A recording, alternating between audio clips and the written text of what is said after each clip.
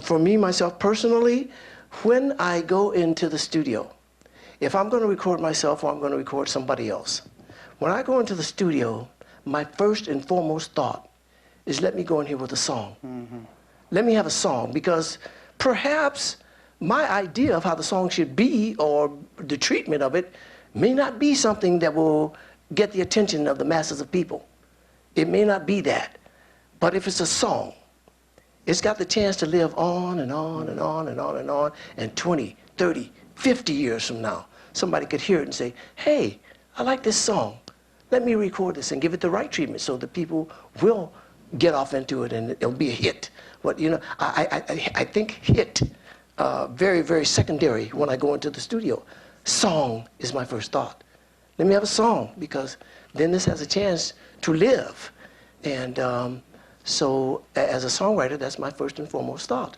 And, you know, so you're a teenager, and what inspires you to say, I can write a song, or I can even try? You didn't go to songwriting school. No, I think, I don't know. Just ever since I was like 5 or 6 years old, I have always tried to write poems and songs and like that.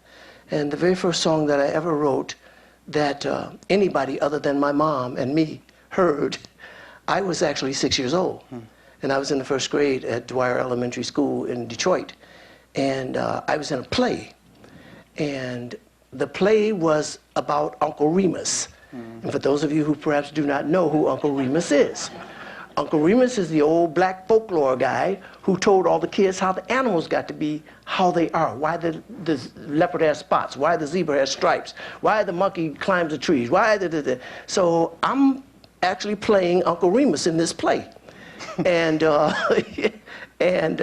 my auditorium teacher, which is where we did all the plays and stuff, I was in the junior glee club, and she had written this little melody that she was playing at the beginning of the show and at the end of the show. And I went to her and I said, Mrs. Campbell, I said, can I write some words for that melody?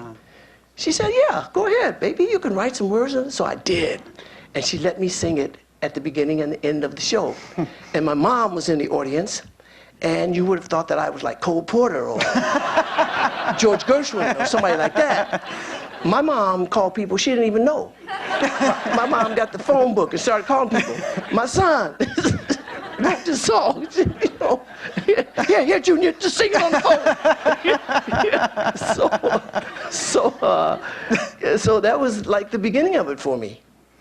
And so you were gravitated to stories, maybe? Yeah, I was, and I was always trying to write and write poems and stuff like that, and yeah, I was gravitated to words, I guess. My mom was a wordsmith. My mom was a lady who, even as a child, I look back on it. My mom passed when I was 10 years old, but my mom told me things that I live by right today. My mom always talked to me in like philosophical and stuff like that, and always told me things and let me figure them out. I will give you an example. When I was probably 6 or 7 years old, I was, they used to have what they call the 5 and 10 cent store. Sure.